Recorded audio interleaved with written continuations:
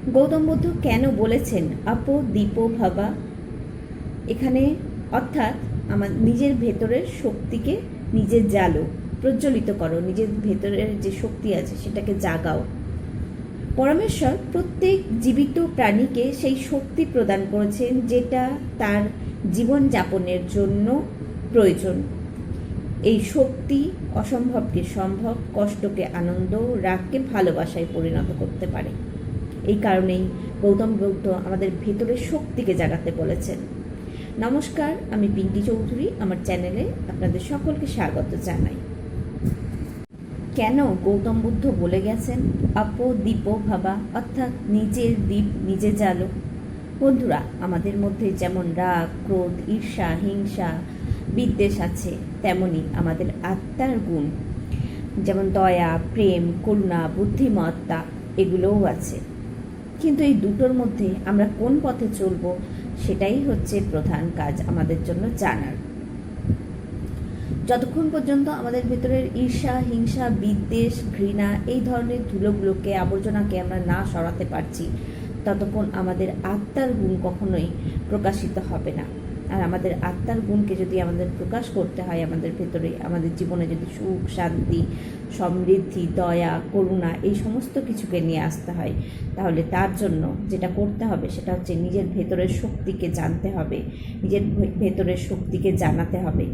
এখানে দ্বীপ বলতে কোনো প্রদীপকে নয়, এখানে দ্বীপ বলতে নিজের ভেতরের আত্মশক্তিকে বাড়ানোর কথা, জানার কথা বলা হয়েছে। কিভাবে আমরা আমাদের ভেতরের আত্মশক্তিকে জাগাতে পারি এটা আপনারা অনেকেই জানেন, যে প্রতিদিন ধ্যানের অভ্যেস বা মেডিটেশন করা একটা সবথেকে ভালো পদ্ধতি, যার সাহায্যে আপনার ভেতর শান্ত হতে থাকবে। অর্থাৎ আমাদের ভেতর যখন যত শান্ত হতে থাকবে তখন আমাদের ভেতরের শক্তি জাগতে থাকবে, আমরা নিজেদের ভেতরের শক্তিকে জানতে পারবো। গৌতম বুদ্ধর কাছাকাছি সেই সময়ের আরও একজন গুরু, যা শিষ্যদেরকে আধ্যাত্মিক শিক্ষায় শিক্ষিত করতেন। কিন্তু গৌতম বুদ্ধের প্রচার, গৌতম বুদ্ধের নাম চারিদিকেই ছড়িয়ে পড়েছিল। সেই সময়তে সেই গুরুর আশ্রম থেকে অনেক শিষ্যই গৌতম বুদ্ধের আশ্রমে চলে আসতেন শিক্ষার জন্য। তো আগের গুরুর যে পাঠশালা সেটা আস্তে আস্তে খালি হয়ে যাচ্ছে।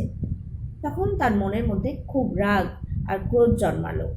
সে রাগে গৌতম বুদ্ধের কাছে আসলেন এবং প্রশ্ন করলেন, কেন, এমন কি আছে যে তার কাছে সবাই চলে আসছে?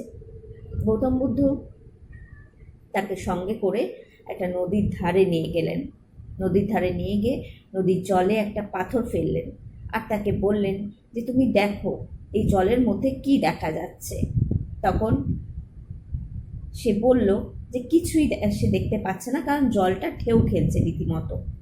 যখন জলটা শান্ত হয়ে গেল তখন সে দেখল যে জলের ওপর চাঁদের আলো পড়ছে, চাঁদের ছবি পড়ছে এবং জলটা স্থির, জলের মধ্যে সব কিছু দেখা যাচ্ছে। সেই রকমই হচ্ছে আমাদের মন, যত অস্থির, যত চঞ্চল থাকবে আমরা কখনোই আমাদের ভেতরের শক্তিকে জানতে, বুঝতে, অনুভব করতে পারবো না। তখন সেই ব্যক্তি, যে যিনি গৌতম বুদ্ধের কাছে এসেছিলেন, তিনি বুঝতে পারলেন নিজের ভুলটা, নিজের ত্রুটিগুলো এবং ক্ষমা প্রার্থনা করলেন। বন্ধুরা, এর থেকে আমরা এটাই শিখছি যে আমাদের ভেতরের চঞ্চলতা, অস্থিরতা, বিরক্তি, বিদ্বেষ এগুলো আমাদের আত্মার গুণকে দাবিয়ে দেয়। আমাদের ভেতরের শান্তিকে, শক্তিকে যদি আমাদের বাইরে বের করে আনতে হয়, তাহলে আমাদেরকে আমাদের আত্মার গুণী হতে হবে। তো আজকে এতটাই। সকলে ভালো থাকুন, সুস্থ থাকুন এবং প্রতিদিন একটু একটু করে মেডিটেশন অভ্যেস করুন।